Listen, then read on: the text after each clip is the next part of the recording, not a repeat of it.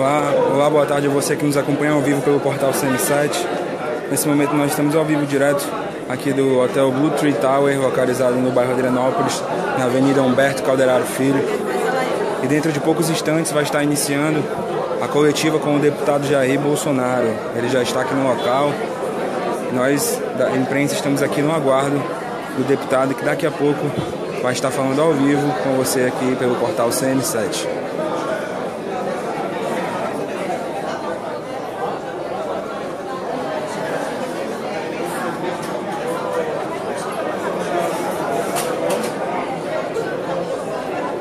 O deputado Jair Bolsonaro chegou na cidade de Manaus por volta das 11 horas da manhã, no Aeroporto Internacional Eduardo Gomes, onde você acompanhou aqui ao vivo pelo portal CM7 a recepção de várias pessoas que foram até o aeroporto para receber o então deputado e candidato à presidência no ano de 2018, Jair Bolsonaro.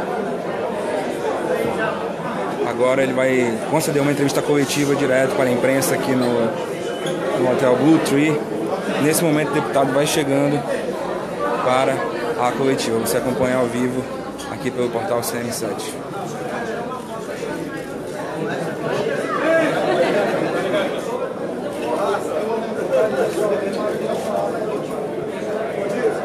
É muita pressão.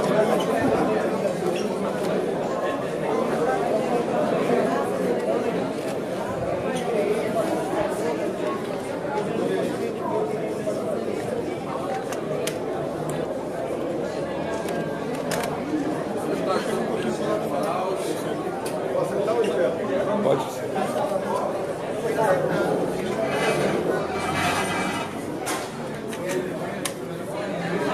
Boa tarde. Ricardo, trabalho de hoje. Visita da Caloroca aqui na capital, Manaus. A região amazônica sempre bem requisitada em preservar a Amazônia, mas a soberania acima de tudo. Não há a menor dúvida. Eu conheço aqui desde meu tempo que eu estava nativo no Exército Brasileiro. Depois vi algumas viagens com o Exército Brasileiro visitando o projeto Calha Norte. Agora fui convidado pelo Platini e também grupos de direita aqui de Manaus. É a segunda vez que venho para cá.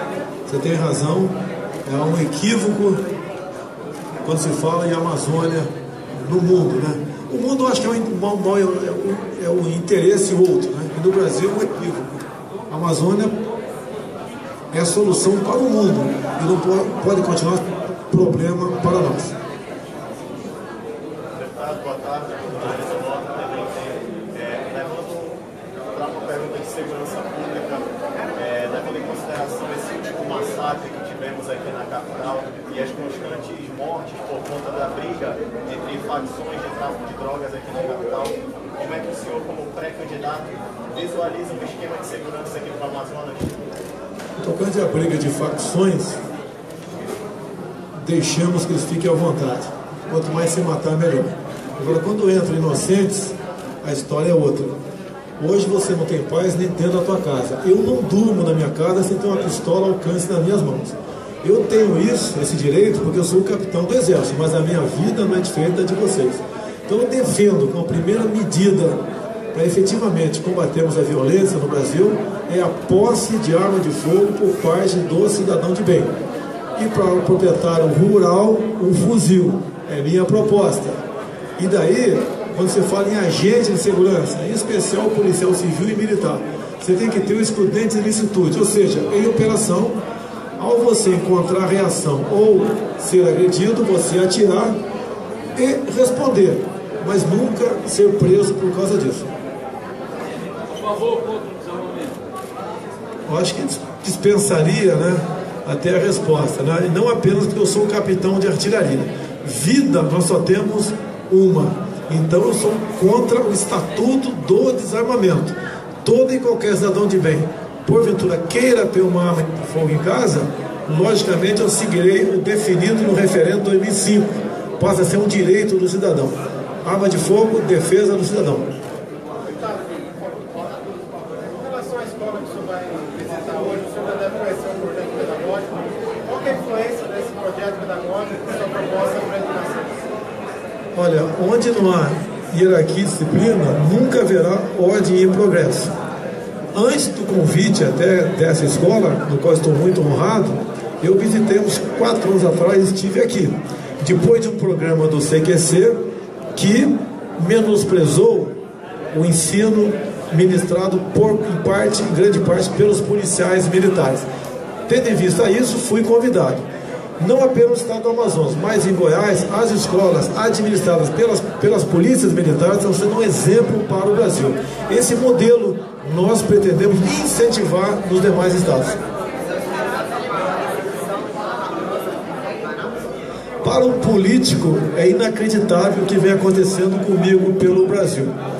Já fui mais de 20 entre capitais e grandes cidades. A recepção tem sido semelhante. Confesso que a de hoje extrapolou aquilo que eu poderia imaginar. É sinal que nós estamos no caminho certo. Deputado. Excelente do quarto poder. Eu queria lhe perguntar como é que o senhor vai fazer para andar em Manaus ao lado de políticos. O senhor sempre teve muito cuidado em não andar perto de políticos com problema de corrupção, com problema de escândalo. Como é que o senhor vai fazer aqui em Manaus para andar com esses políticos? Olha, eu não conheço a vida particular dos políticos do estado do Amazonas. A quem cabe fazer a depuração por ocasião das eleições são vocês. Eu não posso andar com A, B ou C ao meu lado e exigir deles uma certidão de antecedentes criminais ou nada consta junto a delegacias.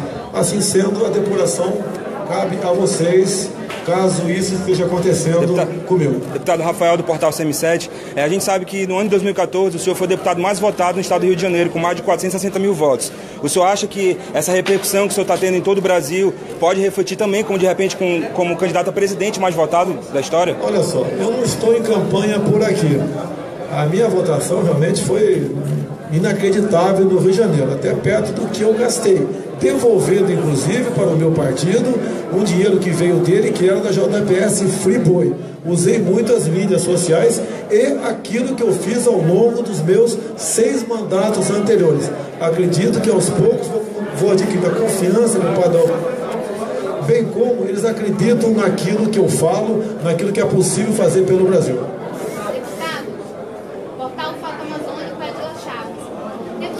Eu tenho um filho de 11 anos e o que eu percebo é o carisma que essas crianças têm sobre o senhor. E a pergunta que eu trago foi a que ele pediu para eu fazer para o senhor. O regime militar, se acaso o senhor fosse eleito presidente da República, iria voltar? Olha, aqui nós temos que voltar aos valores daquela época, onde uma professora era de aula, onde não existia essa questão chamada ideologia de gênero, onde não havia doutrinação em sala de aula, onde você tinha plena liberdade no Brasil, você tinha direito de ir em segurança. Você poderia comprar na Mesbla, apenas com a sua carteira de identidade, uma arma de fogo, onde o Brasil abriu comércio com o mundo todo.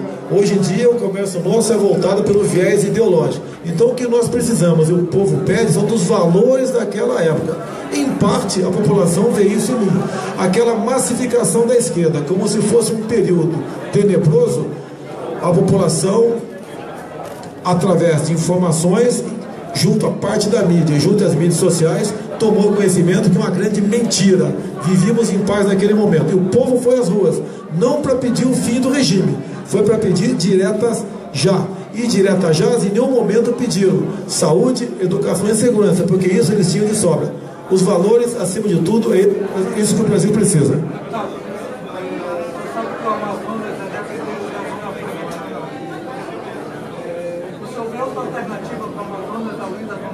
Bem, você falou alternativa. Vocês estão aqui no solo mais rico do mundo, não apenas tocante à biodiversidade, bem como as riquezas minerais. Em parte, vocês estão impossibilitados de usufruir disso aqui, tendo em vista uma política equivocada ambiental e bem como um estímulo na indústria das demarcações de terras indígenas. O estímulo vem daí. A Zona Franca de Manaus não vai bem porque o grande polo consumidor, a exemplo de todo o Brasil, região sudeste, sofre com desemprego, com a baixa remuneração e, assim sendo, falta de consumo. Aumentando o consumo lá, melhorando a economia, a Zona Franca de Manaus recupera o seu poder. Se bem que Temos que rever a questão do loteamento político da Suframa.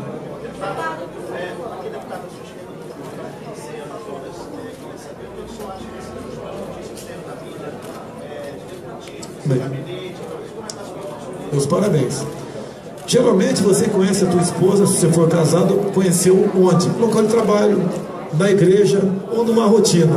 A minha esposa, ela tinha vindo trabalhar em 2 gabinetes. Esposa não, a senhora, a senhorita, foi trabalhar no meu gabinete. Quando foi no gabinete, tivemos um relacionamento e casei há 10 anos. Após o casamento, consultei a Câmara se poderia ter ela ou não. A Câmara falou que sim. Por quê? Porque ela já estava empregada até meu casamento, mas mesmo assim eu resolvi demiti-la.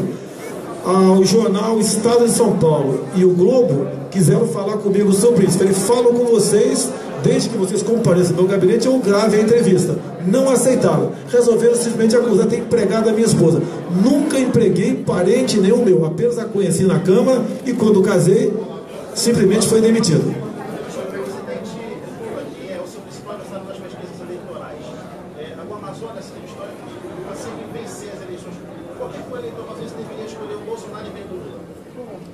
Você tem que perguntar para o eleitor amazonense com toda certeza, né? O Lula, eu sempre falei que eu gostaria de vê-lo julgado. E, se Deus quiser, agora no final de janeiro teremos esse julgamento. E caberá então ao TRF4 decidir o seu futuro. O povo brasileiro, em grande parte, foi enganado pelo PT. Tá? E não quero culpar aqui do que aconteceu com o governo Lula e quem votou nele. O Lula tinha uma excelente proposta por ocasião das eleições de 2002. Infelizmente, era apenas discurso. Voltando ao assunto dos alunos do Colégio da Polícia Militar, quando o senhor aceitou esse convite, causou muita polêmica, porque a OAB disse que isso iria favorecer o senhor como pré-candidato. O que o senhor diz desse posicionamento da OAB? Olha, a OAB deveria defender a escola quando ela foi atacada pelo programa CQC. Não fizeram nada. Eu vim aqui, foi em dezembro, foi no mês de dezembro, estava em férias, a garotada foi por livre e espontânea vontade me recepcionar na escola, os pais também, e fiz um programa na minha mídia independente sobre o que era aquela escola. E era, segundo me relataram lá, uma das piores escolas aqui do estado. E hoje é uma das melhores, exatamente por causa disso. E ao receber o convite, me senti muito honrado. Da minha parte, não houve qualquer doutrinação, qualquer pedido para eu ser convidado. Foi algo espontâneo por parte dos alunos. Por isso, a minha missão hoje em Manaus, a agenda mais importante é exatamente essa nessa escola. Que eu quero, ao fazer matéria novamente sobre aquela escola, é mostrar para o Brasil que a solução nossa está na educação, e educação de qualidade administrada, no caso, pela Polícia Militar. Qual o perfil do seu vice? Você foi procurado para compor? Tem muita gente procurando, né? Fica bonito, começa a aparecer muitas pretendentes. O perfil do vice é uma pessoa competente, seja honesta, tenha um coração verde e amarelo e seja patriota. E mais ainda, tenha Deus no coração.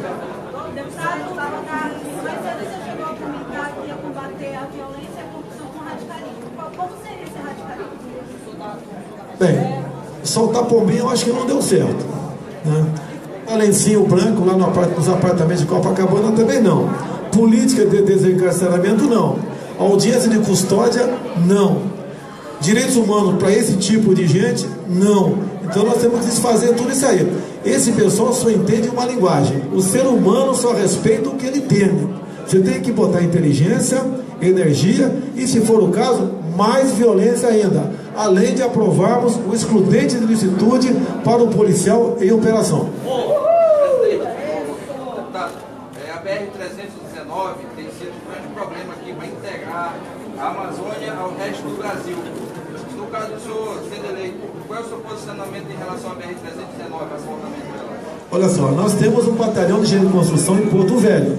No meu entender, deslocá-lo para uma região intermediária. E esse batalhão, então, gastando muito menos e fazendo um trabalho muito melhor, poderá fazer a manutenção dessa rodovia, que é de extrema importância aqui para Manaus. Deputado, sobre a didática militar implantada nas escolas, de que forma o senhor acredita que isso seja melhor do que a ideologia de gênero? Entendi. De que forma o Olha, a escola é o lugar para você aprender física, química, matemática, biologia, geometria descritiva, história, por aí. Não é lugar para você aprender a fazer sexo a partir de 6 anos de idade. Eu duvido que um só pai presente aqui queira que o seu filho assista os filmes que assistia, feitos pelos onde tem meninos se acariciando e meninas se beijando. Eu tenho, inclusive, consegui um vídeo que foi feito, né, pelo senhor André Lázaro, secretário de alfabetização do MEC, em 2010, onde ele diz claramente na Comissão de Direitos Humanos que, abre aspas, passamos 3 meses discutindo até onde a língua de uma menina entraria na boca de outra menina para fazermos o filme Beijo Lésbico para combater a homofobia. Não, isso daí você está ensinando é pedofilia. Não tem nada a ver com homossexualismo, com homossexualidade, com a questão de quem não é. É o sexo na escola com a idade que o pai admite. Um pai prefere encontrar um filho em casa com o braço quebrado por ter jogado futebol do que brincando de boneca por influência da escola. Sexo quem ensina é o papai e a mamãe. E ponto final.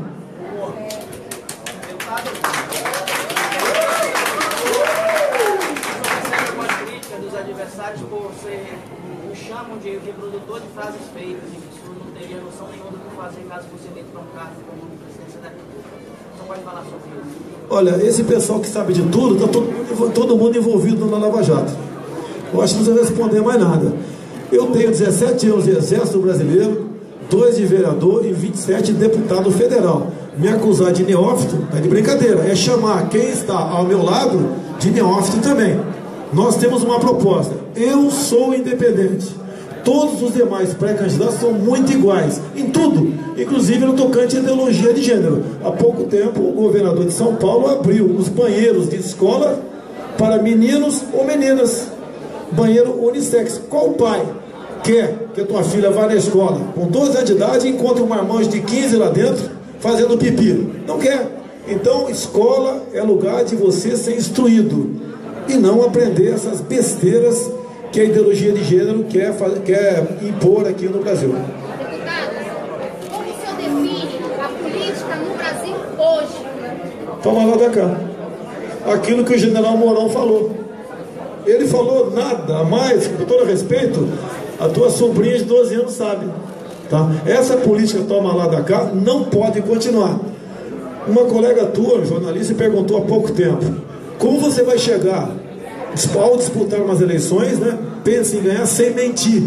Eu falei, então não vou chegar. E ponto final. Siga o versículo bíblico, João 8:32. E conhecereis a verdade vos libertará. O Brasil tem tudo para ser uma grande nação. Está faltando políticos honestos, patriotas e que tenham Deus no coração. Só isso. Deputado, como é que o senhor recebe o apoio das Forças Armadas, das polícias militares de todos os estados brasileiros, essa confiança que existe dos militares com o senhor? Olha, não há apoio das Forças Armadas para ninguém. O partido das Forças Armadas chama-se Brasil. Agora, generais, coronéis, capitães, sargentos, cabos, soldados têm o direito de votar em quem bem entender. O mesmo digo no tocante às polícias militares. Nós não podemos nos politizar as instituições.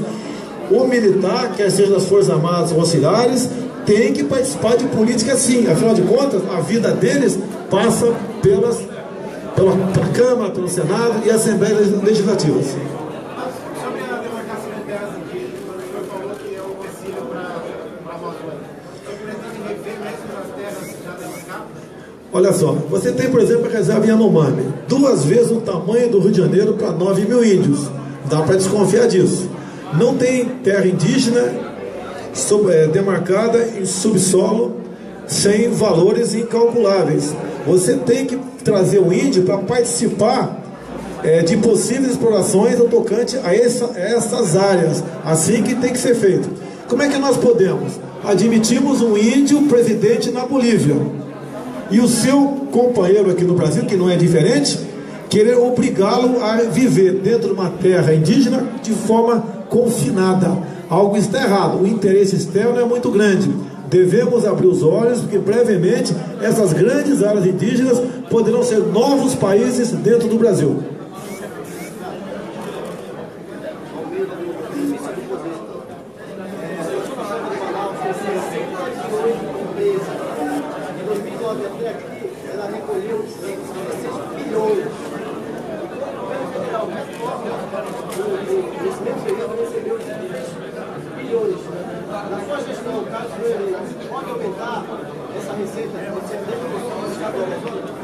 Eu tenho conversado com um economista, né, que houve aproximação entre nós, conhecido como Paulo Guedes.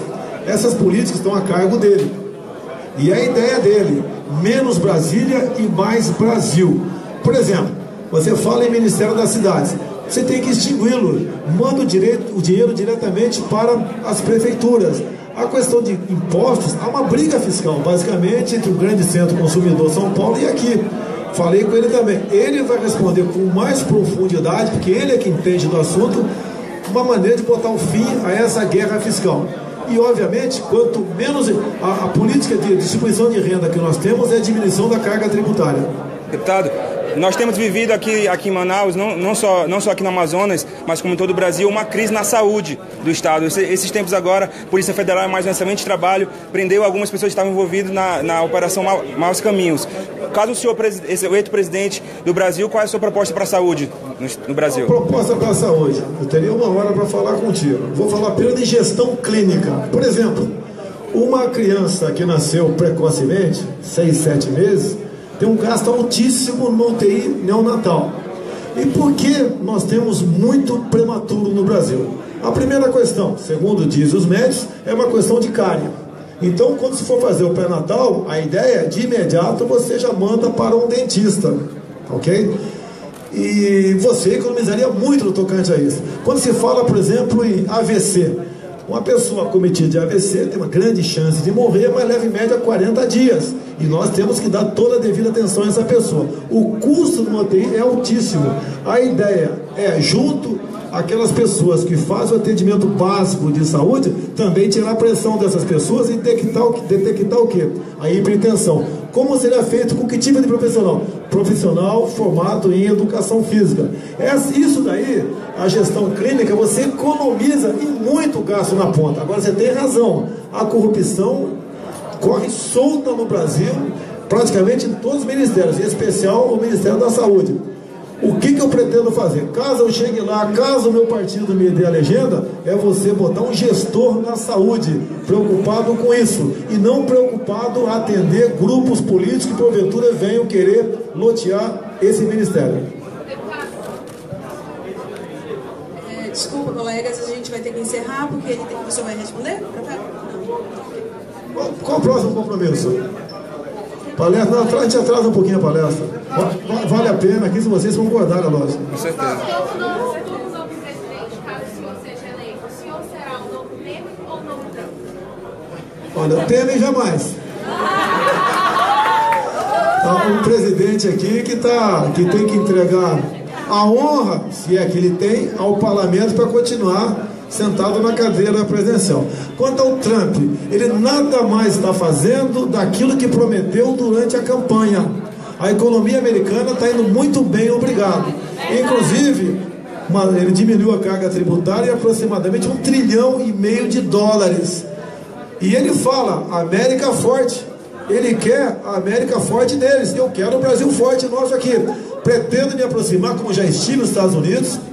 Não conversei com o governo Trump, mas com gente próxima a ele, bem como o mercado financeiro, buscando maneira de que o Brasil passe a ter o teu maior cliente econômico no tocante ao comércio ou os Estados Unidos, sem querer dispensar qualquer outro país. Você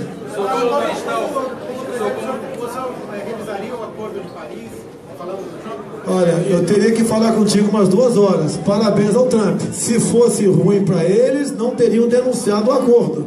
O acordo de Paris, é até bom vocês jornalistas me ajudarem, e o que eu cheguei até um limite. Foi discutido, segundo informações que eu estive, eu não sei qual a profundidade, o AAA. O que é o AAA?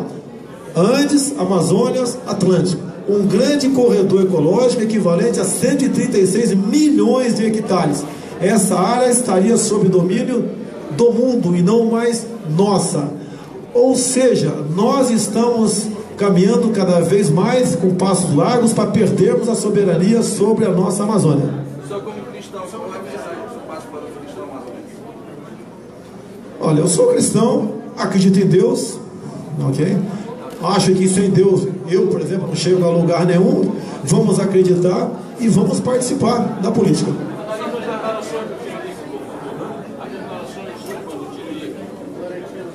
O Tiririca fez um brilhante discurso, né? Único. Tá? E logo depois aconteceu da tribuna, uma pessoa perguntou para ele, Bolsonaro ou Lula no segundo turno? Ele falou que ia trabalhar pelo Lula. Se ele fala nenhum dos dois, detesta os dois, até vamos respeitar a opinião dele. Mas a partir do momento que ele fala que Lula, é sinal que o Tiririca não está muito bem informado do que acontece na política brasileira.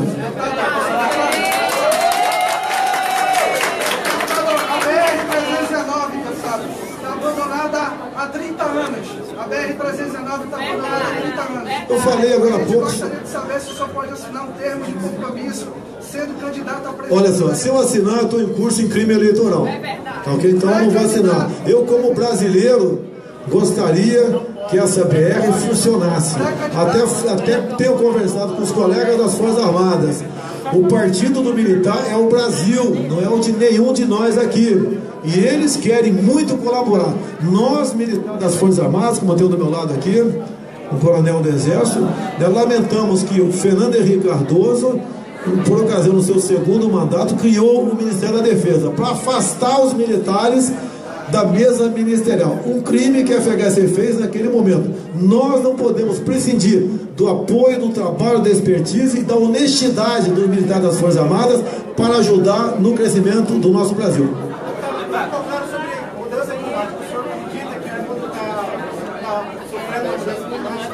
Olha só, eu vou te falar aqui algo que todos vocês sabem. Em 2011 nós tínhamos 7 bilhões de habitantes no mundo. Em 2025 teremos 8 bilhões. A questão desse crescimento populacional explosivo leva a quê? A desmatamento, que você não vai plantar soja no terraço do teu prédio e nem criar gado no quintal. Então nós temos que ter uma política de planejamento familiar. Aí você começa a diminuir a pressão sobre essas questões que levam, sim, no meu entender, ao aquecimento global, que poderia ser o fim até da espécie humana. Deputado, sobre segurança pública, sou presidente do Sindicato dos Delegados do Estado do Amazonas, muito simpáticos aos seus ideais, e pergunto o seguinte: nós vemos a cada dia o aumento da criminalidade, não só no Amazonas, como em todo o Brasil. Qual seria a saída na segurança pública? Talvez a unificação da Polícia Civil e a Polícia Militar, a gente fazer uma polícia estadual, fazer uma polícia única, seria um avanço para combater a criminalidade? Qual a sua opinião, deputado? Olha, eu quero mexer no que está dando errado, do que está dando certo, não pretendo mexer. A gente tem que comprar produtividade.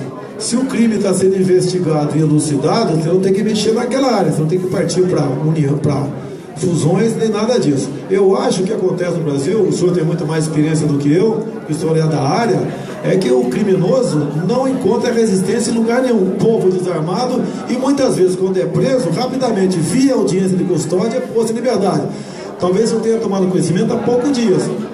Um marginal de 19 anos e uma marginal de 18 foi pego no aeroporto, indo para fora do Brasil com 19 quilos de cocaína. No dia seguinte foi posto em liberdade via audiência de custódia. E isso é que tem que ser mudado. Se você der meios para o policial investigar, tá, fazer o teu trabalho, acredito que nós podemos pacificar essa questão da segurança no Brasil. Trabalhava esses anos todos em que o Rio de Janeiro veio nessa sequência de corrupção e hoje o estado afundado com 3 governadores presos. Obrigado. Onde estava Jair Bolsonaro? Se eu estivesse no governo do PMDB, estaria agora no presídio de Bangu. Tá bom ou não? Então como é que eu vou me integrar a um governo onde a corrupção é a palavra de ordem? Eu só me misturo, né, procuro me juntar a pessoas de bem. É isso que eu faço na minha vida. Trabalhei muito para evitar que maus projetos fossem à frente dentro da Câmara dos Deputados. É esse o trabalho que eu faço. Agora, querer alguns culpar um dos 46 deputados federais como responsável pelo descalabro no Rio de Janeiro, a uma distância muito grande. Sei que você não falou isso, ok? Mas seria um descalabro muito grande.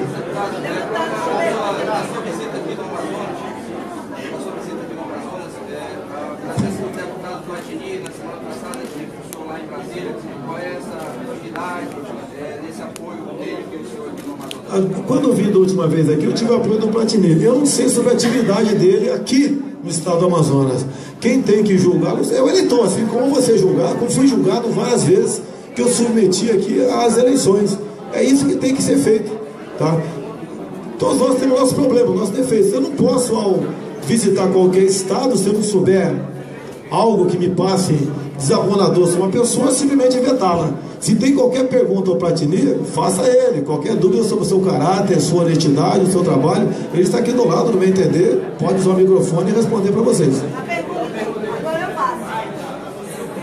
As famílias hoje esperam do Senhor algo bem diferente do que está acontecendo. A instabilidade, a segurança dentro da família é muito grande.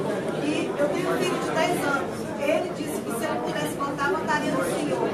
Eles são os votos futuros. O que o Senhor passaria para o meu filho e para o filho de muita gente que está me ouvindo agora? Eu já encontrei garoto de 9 anos de idade que discute política conosco. Isso é muito bem-vindo, no meu entender. Eles saíram das garras do PSOL, do PCdoB e do PT, que sempre pregaram a perfeição hipotética e a igualdade. Essa igualdade é na miséria, como existe em Cuba e na Coreia do Norte. Hoje em dia, a garotada, via as mídias sociais, rapidamente eles fazem uma viagem para a Coreia do Norte, para o mundo todo. E acabam sabendo que o socialismo não deu certo em lugar nenhum no mundo. E encontro dentro da Câmara dos Deputados, talvez um dos poucos parlamentares que falam de peito aberto, que é de direita, e aponta os problemas da esquerda com fundamento, e não com demagogia ou populismo. Então a garotada partiu para esse lado. E a senhora falou de família.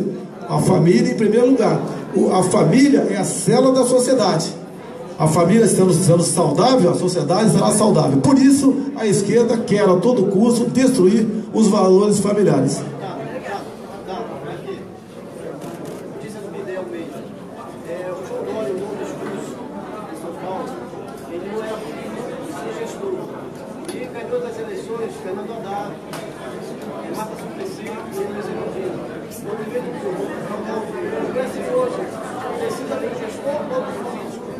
Precisa de uma pessoa honesta, patriota, que tem humildade e Deus no coração. Hoje as pesquisas paulistanas apontam o João Dória de ruim a péssimo 40%. Então é sinal que o Brasil precisa de um político. Os gestores são os ministros. Como é que eu vou fazer gestão com a Europa? Eu tenho que fazer política com a Europa. Eu acho que a gente respondeu. Se não respondi, pode ir para a réplica aí. Deputado Platini, hoje o senhor em algumas publicações nas redes sociais, o senhor tem sido utilizado quando aparece ao lado do deputado federal. Queria que o senhor falasse um pouco sobre isso. Acho que a gente vem da política já, começando o mandato de semana, temos 3 anos de política e dentro disso ninguém é unanimidade. Jair não é unanimidade, eu não sou unanimidade e ninguém nunca vai ser unanimidade em lugar nenhum. A unanimidade muitas vezes, inclusive, é cega. Aprendemos a lidar com movimentos favoráveis, como também aprendemos a lidar com movimentos contrários. Acredito que a população, nós vivemos numa democracia e o berço da democracia é isso, cada um transmitir a sua opinião e usar um jargão que o próprio deputado Jair Bolsonaro, que é um líder político, sempre cita. Não tenho nenhum processo de corrupção hoje tramitando, tenho uma vida pública que nada me desabona e isso me deixa tranquilo para traçar o caminho. Assinei a CPI da saúde há semanas atrás, comprometido com o combate à corrupção também e sigo nessa linha. O Platini não responde por mim e eu também não respondo pelo Platini, tá ok, pessoal? Sobre a Zona Franca de Manaus, do Amazonas, para manter aqui a Amazônia, e sobre a segurança dos americanos, a Força Armada Americana estava aqui na Amazônia, e não sabe se isso, até a questão da imigração dos estrangeiros que entram no Brasil e que manter, entendeu? Mas a questão é mais para manter, porque os paulistas têm a maior indústria do Brasil. Os paulistanos. Olha, para manter a Zona Franca de Manaus. Eu tenho uma resposta para você. Por favor, a mídia, porventura, não gosta de mim, eu estou à disposição para conversar sobre isso. Você falou em americana no Brasil. A China não está comprando no Brasil. A China está comprando o Brasil.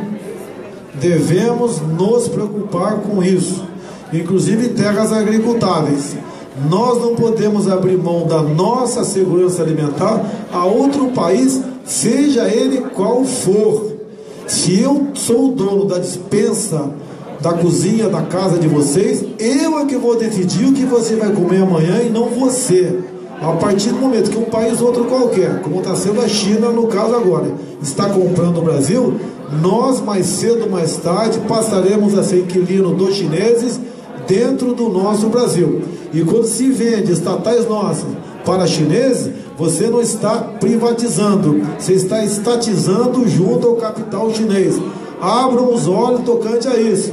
Se eu tiver que fazer uma opção, for obrigado a fazer uma opção, China e Estados Unidos, eu faço Estados Unidos. Meus queridos, realmente agora nós vamos ter que encerrar, tá? Nós vamos para a palestra agora. Obrigada pela atenção, espero que tenha atendido a outra. Essa foi a coletiva com o deputado Jair Bolsonaro, você acompanhou ao vivo. Nós agradecemos a sua audiência e terminamos por aqui. Você já sabe, aqui no portal CM7, Manaus e o mundo cabem aqui. Boa tarde, obrigado.